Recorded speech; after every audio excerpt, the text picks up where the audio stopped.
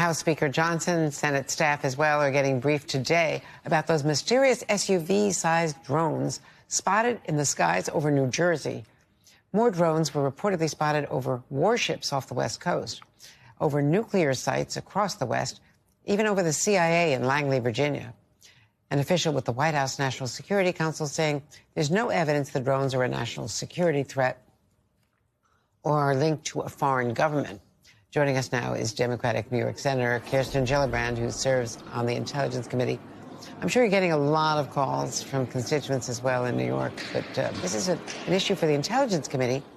You've asked the FBI and the Homeland Security Department to brief Congress. What do we know so far? What do you know about the drones that you can share? Well, Andrea, we know very little about these drones, which is the problem. We don't know who is sending them, who's controlling them, whether they are spying, whether they are sighting targets for future action. We have no idea the purpose of these drones, who's controlling them, and whether they are putting the American people at risk. The Pentagon has denied a claim made by a Republican New Jersey congressman that, quote, an Iranian mothership is behind these drones. That does seem a little far-fetched. Does ease your concerns that they say that there's nothing to that? Well, I wouldn't say that either, Andrea. We've had drone incursions over Langley for 2 weeks in a row and did not see them coming, did not know where they were from and who was operating them. They're using technology in some of these instances that are unfamiliar. The size of these drones are unusual. It's a size that is not commercially available, or at least readily commercially available. So there's a lot of questions about these UAS. It's important that we look at the laws, because right now some of them are flying over airspace above homes, above schools, above communities, and there's no direct law that denies them to do that. So we need to look at our laws. We need to reform them. We should be able to know their purview, who's controlling them at all times. If it's a foreign adversary flying over places throughout the United States, is illegal. It is something that we can do something about. I'm working with Senator Cotton right now on legislation that when these drone incursions take place over military bases or nuclear sites or sensitive areas, that the DoD will have the authority to take them down. My letter to the FAA and to Homeland Security and to the FBI is asking, what are you doing? Are you going to follow the drones to find out where they're coming from? If there are ships off the coast that are launching these drones, we need to know who is controlling those ships, whether they're foreign adversaries.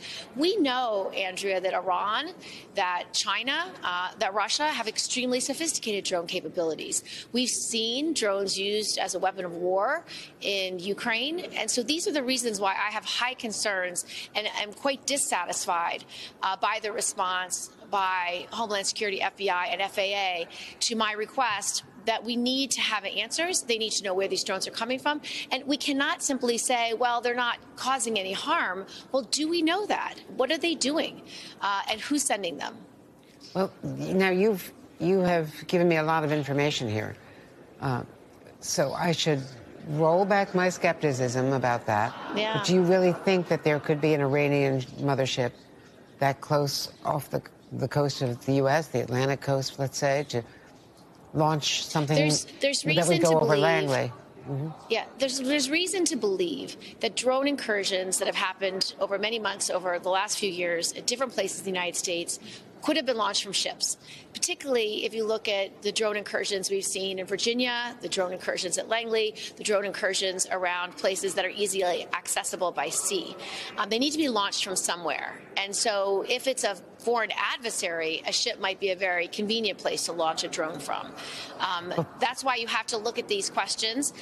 We don't have any evidence of a specific Iranian ship. The DoD has said they don't have any evidence of a specific Iranian ship, but we don't have any evidence that they didn't come from a ship. And then we don't know who's building them and who's flying in them, and we don't know their purpose. So as someone who sits on the Intelligence Committee and Armed Services Committee, that causes me grave concern, because as we know with the Chinese spy balloon, our adversaries have been using our airspace, the lack of regulation in these airspaces, to gather intelligence against us. And because we know that is true, we have to therefore look at any of these drone incursions and ask the simple questions: whose are they and why are they there? Are you assuming that they are unmanned, or do you think it's possible that they could even be manned drones? These are, I believe, are unmanned. It seems to be unmanned, although the size is unusual. And the size That's why I'm asking. reported. Yeah, the size reported of the drones over Langley were also quite large, but they are being identified as drones, as unmanned aerial systems. So we still believe they're unmanned, but as you know, because you cover war, the drones used in Ukraine have been able to deliver lethal munitions. They're used as a weapon. They're used in many contexts, and they certainly can be used as spycraft, where they gather intelligence, getting signals intelligence, getting reception from cell phone, other digital communications.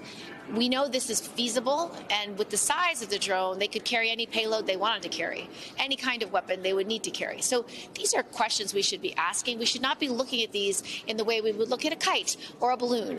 These are drones, unmanned aerial systems that have been used as weapons of war around the globe. We have adversaries who have high levels of sophistication in manufacturing of drones. We should be asking very serious questions.